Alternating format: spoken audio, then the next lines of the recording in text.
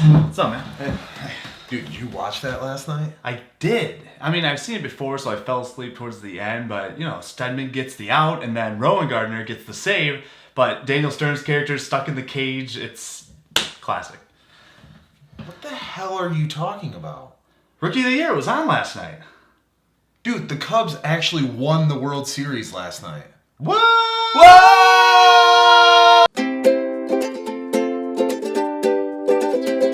Hey everyone, I'm Nate Fischer. And I'm Dennis Stack. And we are Cinema Buffs, bringing you our review of Doctor Strange.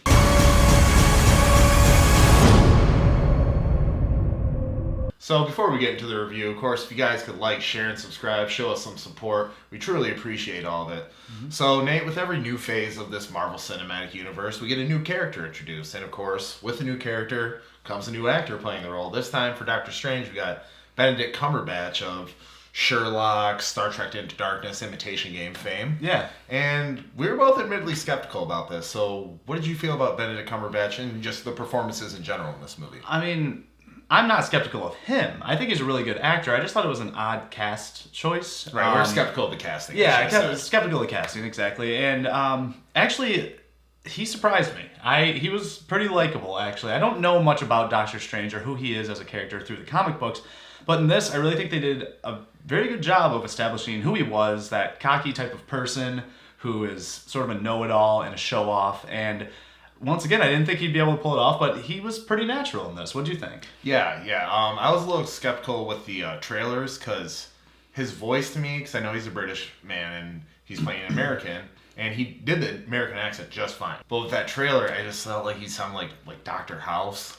Yeah, and the trailer alone was just very much, it was a lot of him like it was just him in awe. I never actually got to know who he was at all through the trailer, and that's what made me skeptical as well. So. Yeah, but I agree with you. I think that he pulled the character off. I mean, I'm not too familiar with the character. Yeah. But I know that even though with Marvel they don't stay faithful to the stories with these movies, they do stay faithful to the characters. Yeah, and so having said that, what do you think of the Ancient One?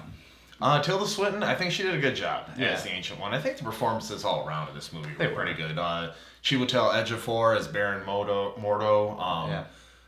Rachel McAdams as Christine Palmer, his love interest. Which she got a little more time than I thought she would. Well, at least a little more to do. And they didn't relent her to like the damsel in distress. Got to save her at the moment. There's like no even part where he has to save her. He has to save the world. Yeah, and she denies him more than anything. Yeah, she's not this like, come on, be with me. No, she's very much like you're a disgusting human being who's completely self-absorbed. So she always does a good job in my opinion too. Though I really like Rachel McAdams. Yeah, but I will say that the one thing that was just mildly disappointed. I mean, I love Mads Mikkelsen. Like when he was Le Chiffre in Casino Royale, the Hannibal show that unfortunately got canceled last season. He was great as Dr. Lecter in that, and I was just a little bit disappointed in him and his performance. But at the same time, we talked about Marvel earlier this week.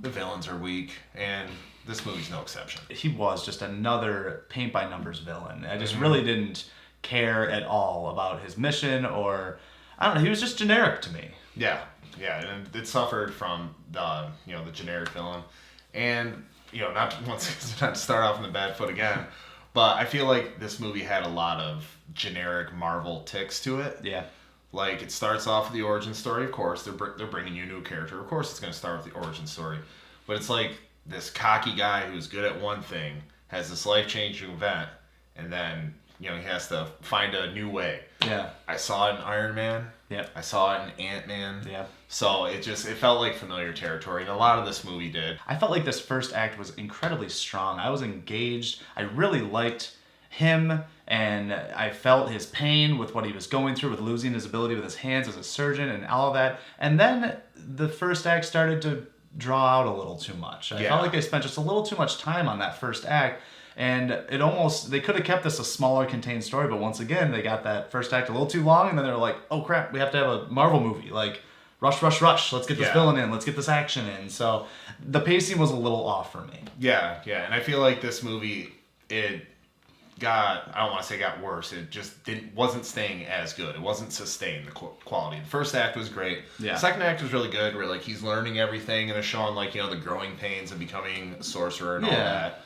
But then you get to the third act, and it's just, once again, familiar territory, kind of generics. Like, They throw a bunch of CG at you. And there's this big battle with the boss. But I did like how they changed it up. Like, he wasn't using his might to defeat the villain. He used his brain, he used his logic, and he used his cleverness. And I liked the cleverness. We're not going to spoil anything, but the cleverness was something that was a redeeming factor of sort of the generics that happened into that. I was like, okay, this is entertaining again. It sort of redeemed itself a little bit towards the end. I remember the first time I saw it in the trailer, I was like, okay, this movie wants to be Inception.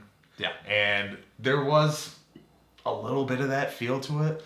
And sometimes that stuff's looking awesome. It's really cool, everything flipping around, but then sometimes it just looks like garbled mess. Just looks like Benedict Cumberbatch floating in front of a green screen. They just threw a bunch of computer animation behind him. I agree with part of that. Some of the scenes, when his initial learning what different dimensions can be and him flying through, I thought was so cool. I'm like, this is such a weird, visually stunning scene, but once they get into the action, it was fairly hard to follow throughout. I was wondering who's who. They're jumping around on different platforms and stairs that are going in and out. What worked with Inception was that shocking and awe special effects wasn't overused, and it was a little overused in this movie. And the mirror effect, that kaleidoscope effect just looked kind of dumb at certain points. And it's not to keep comparing this movie to Inception, but with Inception, the rules were explained on how all that works. Yeah. With this, it's a little bit one guy his gravity's on the wall and he's walking on the wall. One person's upside down, one person's upright. It's like, how are they?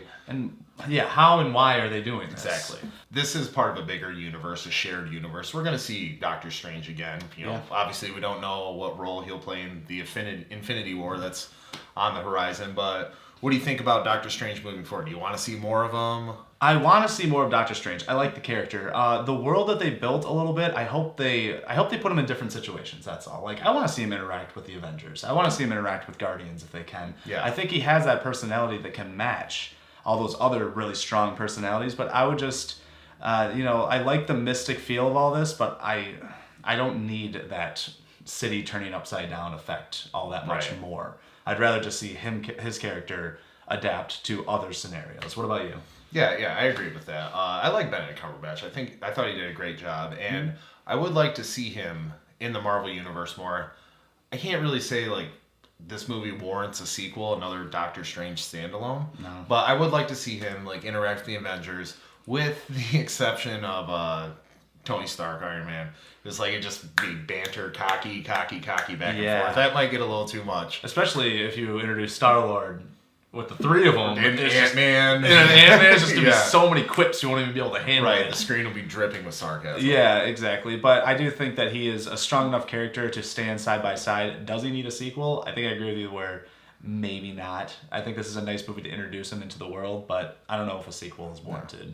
Maybe a team up. Maybe a team up with another Avenger. That'd be cool. Yeah, that would be cool. But a standalone by himself, I don't think it's really necessary. All right, Nate. So, we reviewed it. We gave our thoughts on, specific things with the movies, but why don't you go ahead and put a score on it? Okay. It was an okay time at the theater. I did like it. I was not blown away by any means. So I'm going to give it a 6.5. I think it is worth seeing. I think especially if you love the Marvel Cinematic Universe, you probably should watch it just to feel more connected with it, but it didn't blow me away. What about you? Right, I agree with you on that.